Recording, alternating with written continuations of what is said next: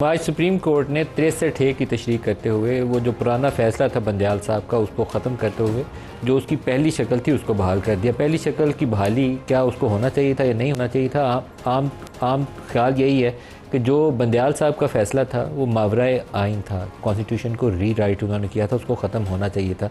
लेकिन क्या अभी टाइम जिसमें काजी फ़ायज़ ईसा साहब ने फ़ैसला किया है वो दुरुस्त तरीक़ाकार से हुआ है, इसके ऊपर एक बहस मौजूद है और बहस की गुंजाइश भी बहुत ज़्यादा है। हुकूमत ने एक प्रैक्टिस एंड प्रोसीजर एक्ट पास किया था, इस 63A की तशरीह से पहले उसको अमेंड करते हुए एक ऑर्डिनेंस जारी किया, जिससे वो कमेटी ही टूट गई जो 3 सीनियर मोस्ट जजेस के ऊपर बैठ के जिसने बेंच की तश्कील देनी थी। जो नई कमेटी बनी उसके अंदर जस्टिस मंसूर अली शाह ने बैठने से इनकार कर दिया, तो 2 रुकनी जो पैनल था उसने इस बेंच को तश्कील दिया, तो पहले तनाज़े की बुनियाद पड़ गई। दूसरा तनाज़ा बना जब 5 रुकनी बेंच बना तो जस्टिस मुनीब जिन्होंने इस जजमेंट को ओरिजिनली लिखा हुआ है उन्होंने बैठने से इनकार कर दिया, तो फिर एक नया बेंच तश्कील देना पड़ा, तो एक नए तनाज़े की बुनियाद पड़ गई। अब अगर ये 63A का फ़ैसला इसके नतीजे में एक ऐसी आइनी तरमीम पास हो जाती है जिसमें पाकिस्तान तहरीक इंसाफ के जीते हुए टिकट वाले लोग या वो लोग जिनको अभी तक इलेक्शन कमीशन ने नोटिफाई नहीं किया, और उससे भी बड़ा एक कॉन्फ्लिक्ट ऑफ इंटरेस्ट ही हो जाएगा अगर PMLN के लोगों की बात पूरी होगी जो उनकी ख्वाहिश है। PMLN की दिली ख्वाहिश ये है कि जस्टिस काजी फ़ायज़ ईसा को सुप्रीम कोर्ट से ले जाएंगे। 65 साल में उनकी रिटायरमेंट ड्यू है, 26 को चीफ जस्टिस काजी जस्टिस मंसूर अली शाह ने बनना है, तो काजी साहब को यहाँ से ले जाएं सुप्रीम कोर्ट से और एक आइनी अदालत का उनको सरबराह मुकर्रर कर दें जो फेडरल कॉन्स्टिट्यूशनल कोर्ट बननी है, और वहाँ 68 ईयर 3 साल उनको मज़ीद दे दिए जाए, तो फिर ये वो फ़ैसला होगा जो आइंदा के लिए उनकी राह हमवार कर देगा, तो एक नया तनाज़ा बन जाएगा। तो इन बहुत सारे तनाज़ात के अंदर पाकिस्तान तहरीक इंसाफ प्रोटेस्ट करने जा रही है, और प्रोटेस्ट भी उनका जो है वो डी चौक की जानब है, जो एक नामुनासिब इकदाम है इस सिचुएशन के अंदर जब SCO का इजलास होने वाला है। क्रिकेट टीम आई हुई है इंग्लैंड की पाकिस्तान में, उसमें ऐसी सूरत में उन्हें डी चौक की तरफ एटलीस्ट रुख नहीं करना चाहिए था, अपना टोकन रजिस्टर करते, एहतजाज की शक्ल में कहीं बैठ जाते, कोई प्ले कार्ड उठा लेते, तकरीरें करते, प्रेस कॉन्फ्रेंस कर लेते, वो ज़्यादा शायद एक्सेप्टेबल चीज़ होती। तो अब हुकूमती रिएक्शन उसके ऊपर आना नागुज़ीर था। इसके ऊपर इंटीरियर मिनिस्टर ने शाम में एक स्टेटमेंट दी है, वो आपको पहले सुनवाता हूँ, फिर दिखाते हैं कि अभी इस्लामाबाद के इर्द गिर्द की सूरत हाल क्या है। इस्लामाबाद इस वक्त लॉकडाउन की तरफ जा रहा है। वो जो इमरान खान किसी ज़माने में नारे लगाते थे ना कि शहरों को लॉकडाउन करेंगे, Islamabad lockdown, Lahore lockdown, Faisalabad lockdown, तो चौधरी निसार ने जब ये इस्लामाबाद लॉकडाउन करने आए थे तो उस वक्त डंडे का बहुत ज़्यादा शदीद इस्तेमाल किया था। बुरहान के ऊपर जो कुछ हुआ था, परवेज़ खटक चीफ मिनिस्टर KP थे, पूरी रात वो जो कुछ वहाँ हुआ था उसी का रीप्ले होगा अगर कल बड़ा क्राउड लाने की अली मीन गंडापुर ने कोशिश की। पहले स्टेटमेंट सुन लें मोहसिन नकवी का, फिर इसके बाद मैं आपको बताता हूँ अपने रिपोर्टर से अपडेट क्या मोहसिन नकवी साहब ने क्या कहा, दिखाइएगा। ऑलरेडी इस्लामाबाद में 144 लगी हुई है। अगर कोई प्रोटेस्ट करेगा कल इस्लामाबाद में, अगर कोई आएगा, पुलिस ने अपनी पूरी तैयारी की हुई है, हमने अपना पूरा अरेंजमेंट किया हुआ है। फिर इतना ज़रूर है कि कोई शिकवा ना करे, प्रॉपर चैनल से आएँ, आप ज़रूर जलसा करें, आपका आईनी हक है, लेकिन इस तरीके से किसी सूरत भी कोई चीज़ की इजाज़त नहीं देंगे। मैं अभी भी कहूँगा कि अभी भी कल तक का टाइम है, उन लोगों को ये दोबारा सोचना चाहिए कि किसी सूरत भी धावा इस्लामाबाद पे बोलने की ना इजाज़त है, ना उनको ये ज़ेब देता है एज अ पाकिस्तानी। प्लस अब अगर कोई कल ये करेगा तो उनको भी मैं एडवांस बता रहा हूँ कि उनके लिए किसी किस्म की भी कोई नरमी तवक्को ना करें। कल शायद इस्लामाबाद पिंडी में, मुझे मालूम नहीं है कि अभी इन्होंने स्कूल्स के मतलब क्या डिसीजन लिया, लेकिन जितनी सख्ती की जा रही है इस्लामाबाद की तरफ लोगों को कम से कम आना चाहिए, और इस्लामाबाद के अंदर भी शायद लोगों की मूवमेंट आसान ना हो। कमर मुनव्वर साहब हमारे जो कॉरस्पॉन्डेंट हैं, सीनियर कॉरस्पॉन्डेंट हैं, वो हमारे साथ हैं। कमर साहब डी चौक में मौजूद हैं, ये बताइएगा कि इस्लामाबाद की बंदे सिक्योरिटी के हवाले से इस वक्त क्या अपडेट है आपके पास? जी बिल्कुल मलिक साहब, जो डी चौक की सूरत हाल जहां पर एहतजाज की कॉल दी गई है, अगर उसकी मैं बात करूं तो 50 कंटेनर्स हैं जो सिर्फ डी चौक पर रखे गए हैं, और इसमें मट्टी भर दी गई है ताकि क्रेन्स के जरिए उनको भी ना हटाया जा सके।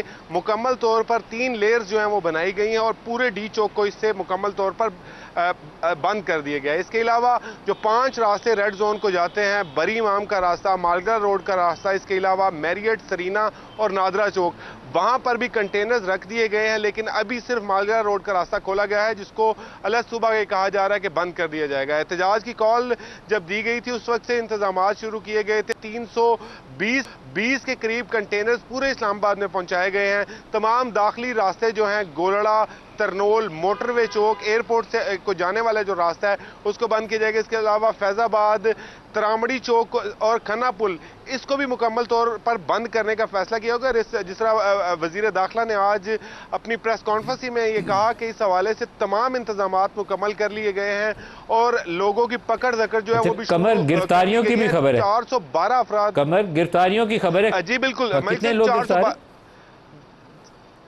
412 अफराद गिरफ्तार हैं, जिनमें से 40 ऐसे लोग हैं जो अफगान नेशनल हैं, उनको गिरफ्तार किया गया और उनके कब्जे से ऐसे डंडे पकड़े गए जिनके ऊपर कीले लगे हुए थे, गुलेल उनके कब्जे से जो है वो बरामद की गई है।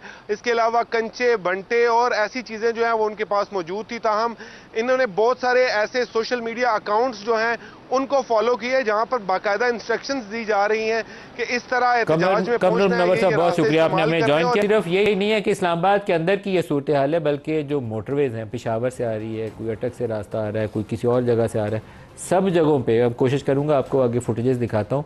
तकरीबन एक सील किया जा रहा है इस्लामाबाद की तरफ आने वाले तमाम रास्तों को, कोई शायद इधर आ ना पाए, और जो आएगा वो मैंने चौधरी निसार की मिसाल इसलिए दी है कि उस वक्त बहुत ज़्यादा यूज़ ऑफ फोर्स हुआ था, दोबारा यूज़ ऑफ फोर्स होगा। इसमें किसी को शक है तो शक में ना रहे, तो फैमिलीज़ के साथ एटलीस्ट किसी को मूव नहीं करना चाहिए। बच्चों को स्कूल भेजते हुए भी सोच समझ के भेजना चाहिए। बीपर कर लें, फ़ारूक बुखारी साहब हैं हमारे अटक से नुमाइंदे। मैंने अभी आपको बताया कि तमाम मोटरवे से जो इस्लामाबाद आने वाले रास्ते हैं उसकी बंदिश जारी है। तो फ़ारूक साहब आप बताइए अटक की क्या पोजीशन है? जी, हर मोटरवे M1 को कंटेनर्स लगाकर गाजी इंटरचेंज, रोप पुल, कटी पहाड़ी और छच इंटरचेंज से बंद कर दिया गया है। ताहम फारूक बुखारी साहब की जी ब्लॉक करने के लिए तैयारियां मुकम्मल हैं, जबकि सी पैक को भी बंद किया जा सकता है। गुज़श्ता रोज KPK से पंजाब दाखिल होने वाले तमाम रास्तों का जायजा लेने के लिए DIG ऑपरेशन पंजाब लाहौर वकास नज़ीर, RPO रावलपिंडी। अच्छा, इनकी आवाज़ कट रही है, ठीक है, फुटेज इनकी दिखाते जाएं अटक वाली। ये रास्ते सारी पाकिस्तान, हम मैं कोशिश करूंगा कहीं और से भी, लाहौर से भी अपडेट मिलता है तो वो भी दिखाता हूं आपको।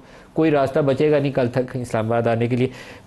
एक चीज़ मुस्तफा नवाज़ खोखर साहब, अगर थोड़ी सी हमारे में गुड सेंस हो, एटलीस्ट वो लोग जो ज़िम्मेदार हैं हुकूमत चलाने के, हमारे नेक्स्ट डोर जंग के ढोल बज रहे हैं। ईरान ने उस पर जवाबी वार किया है, वो उधर हमला करने की तैयारी कर रहा है। अफगानिस्तान से रोज़ पाकिस्तान पे वैसे ही दहशतगर्दी हो रही है। इंडिया से हमारी कितनी मोहब्बत है, इंडिपेंडेंस से, वो भी हमें पता है।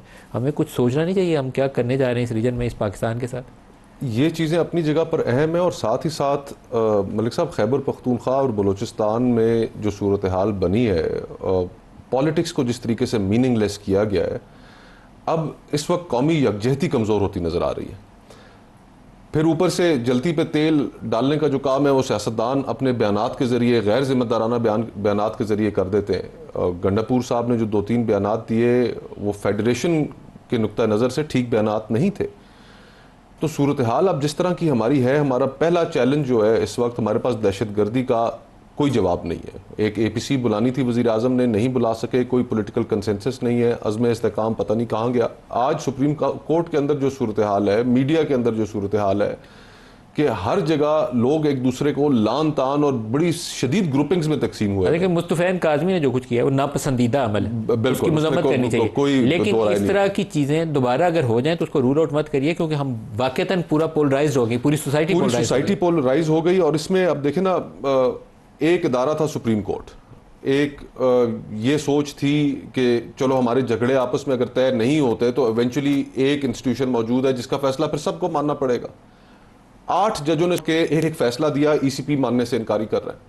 हुकूमत 2 जजों की मिसाल देती है, 8 जजों के फैसले को नहीं मान रही। 8 जजों के फैसले को नहीं मान रही, तो एनार्की फिर आप किसको कहते हैं? तो हम जानबूझकर, जिस तरह मैंने पहले हिस्से में कहा कि कुछ इंडिकेटर्स बेहतर हुए, हमें इस वक्त पॉलिटिकल केओस या कोई भी चीज़ जो पॉलिटिकल इंस्टेबिलिटी को मजीद हवा दे सकती है उससे कोसों दूर भागना चाहिए, लेकिन वो हम करने के लिए तैयार नहीं है।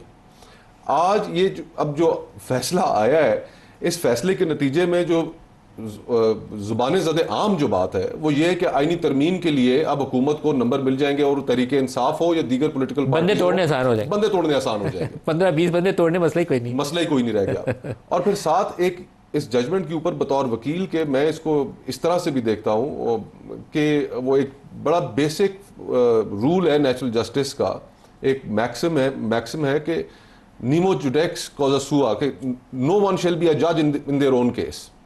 अगर इस आईनी तरमीम के नतीजे अब में अपने मफाद में कोई जजमेंट नहीं पास कर सकते। अब नहीं कर सकते, तो ये बुनियादी असूल है इंसाफ का। और अगर इस आईनी तरमीम के नतीजे, इस फैसले के नतीजे में जो आईनी तरमीम होती है उसके बेनिफिशरी काजी फाइज ईसा साहब होते हैं, कॉन्फ्लिक्ट ऑफ इंटरेस्ट फिर तो कॉन्फ्लिक्ट ऑफ